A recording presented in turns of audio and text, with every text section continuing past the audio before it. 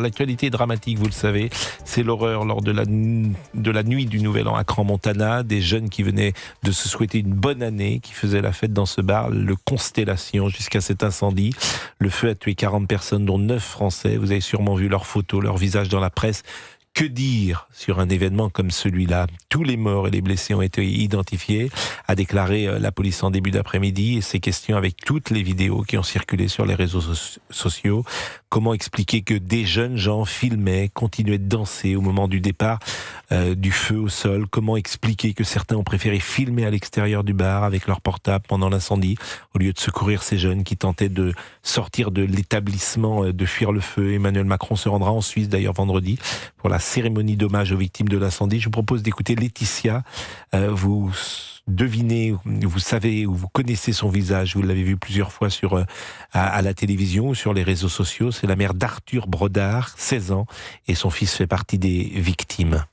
À vous toutes et à vous tous qui m'avez témoigné votre compassion, qui m'avez témoigné tant d'amour, qui avez partagé, qui avez relayé, je tiens d'abord à vous remercier du fond du cœur. Notre Arthur est maintenant parti faire la fête au paradis. Nous pouvons commencer notre deuil en sachant qu'il est en paix et dans la lumière.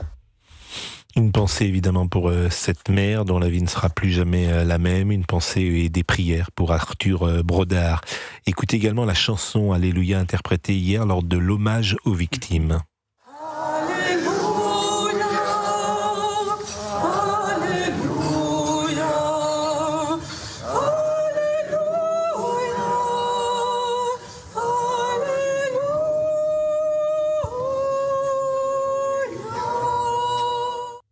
Nous sommes avec Dany. Bonjour Dany.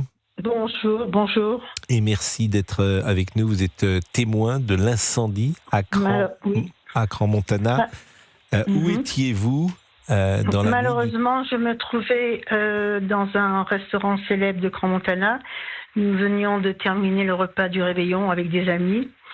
Nous quittions l'établissement pour nous retrouver auprès de nos véhicules qui étaient garés un peu plus haut dans la rue où s'est produit l'accident. Et nous marchions sur le trottoir, donc il y avait quasiment peu de gens dans la rue puisque tout le monde fêtait plus ou moins à l'intérieur des locaux, des appartements. Et soudainement, avec mes deux amis, nous avons été attirés et abasourdis par un bruit d'une violence. Au départ, nous avons même cru que c'était une bombe, tellement que c'était fort. Et un embrasement énorme à l'entrée du Constellation, des flammes énormes. Et là, des cris, à un moment donné, des jeunes qui se sont jetés à travers les vitres, et une jeune fille qui ambulait, toute brûlée. Avant qu'arrivent les secours, il y avait des jeunes qui sont venus porter secours comme ils pouvaient, d'autres filmer, mais enfin, c'était, les gens se demandaient ce qui se passait sur le moment. Vous avez donc assisté au tout départ, si je comprends bien, J'étais exactement en de face l'accident. Tout à fait. J'ai tout vu du début, depuis l'explosion, j'ai tout vu. J'étais en face. Donc, entre le moment où l'incendie se propage et l'arrivée des secouristes, je crois qu'il s'est passé très peu de temps. Il s'est passé très peu de temps. Les premiers secours qui sont arrivés, ce sont une voiture de police qui a pris en charge cette jeune femme qui déambulait toute brûlée, plus de collants, plus rien. Et le policier a été surpris, s'est arrêté au milieu de la route, il a pris cette jeune femme parce que, voilà, on était surpris. Et ensuite est arrivée une deuxième voiture de police. Ensuite est arrivé les pompiers parce que le feu, en fait, la fumée commençait à se propager au dernier étage de l'immeuble. On pensait qu'il y avait aussi le feu au dernier étage de cet immeuble. Et ensuite est arrivé, bien sûr, la balse des ambulances qui ne sont pas sur place, mais qui arrivent de la plaine, de Sierre, de Sion. Donc il faut un petit moment pour qu'ils arrivent.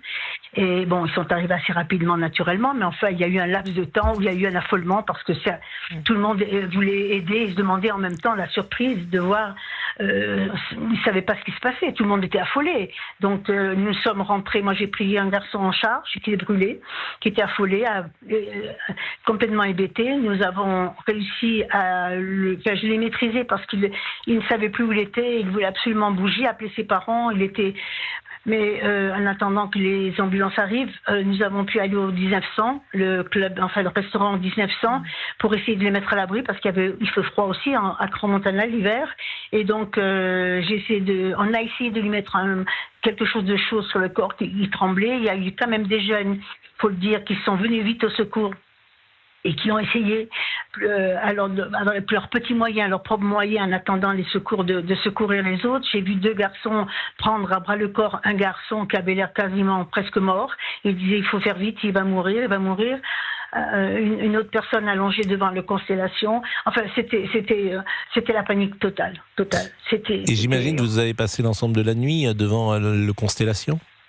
Alors, je n'ai pas passé.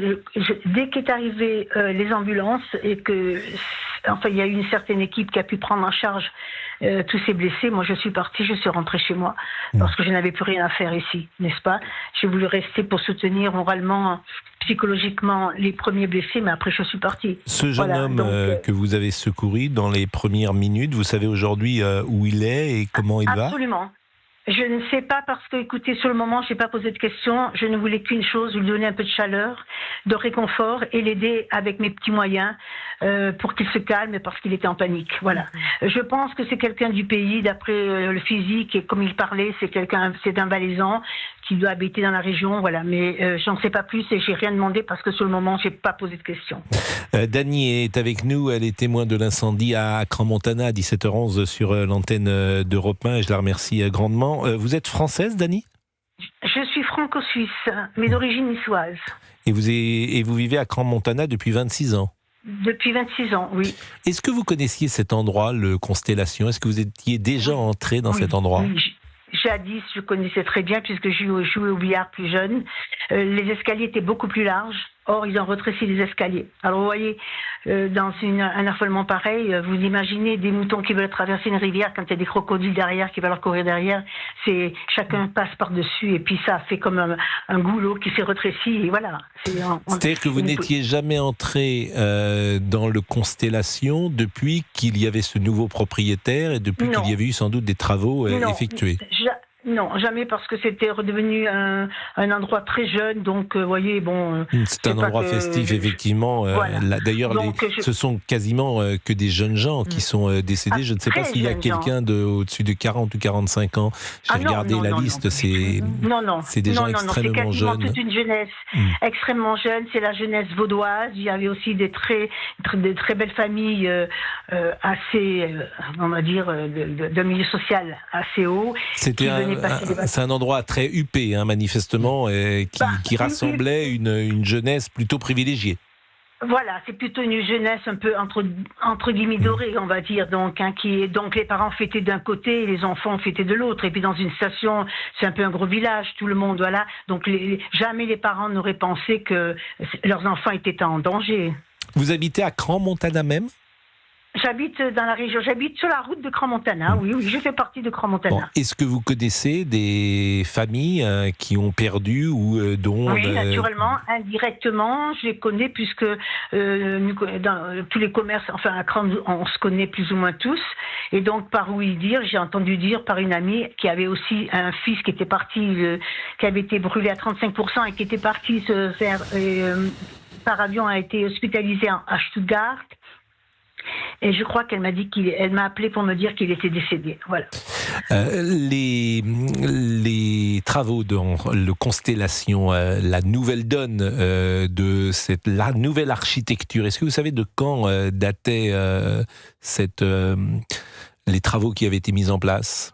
Ah non, honnêtement, je ne pourrais pas répondre là-dessus. Parce qu'il y a une question à laquelle moi j'ai souvent pensé, c'est que ces soirées-là, elles existaient manifestement depuis de nombreux mois. C'est-à-dire qu'il y avait sans doute les mêmes conditions lorsqu'on apporte une bouteille de champagne à une table.